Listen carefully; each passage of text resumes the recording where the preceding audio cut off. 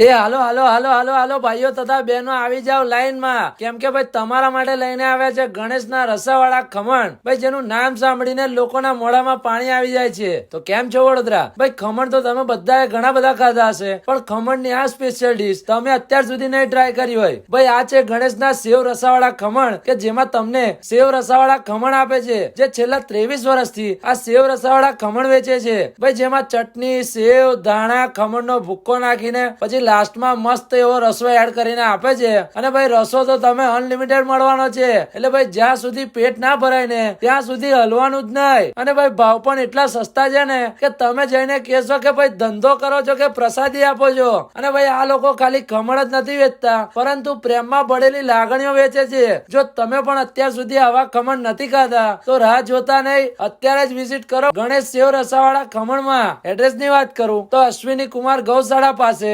સરસ્વતી સ્કૂલની બાજુમાં, AK road, Surat.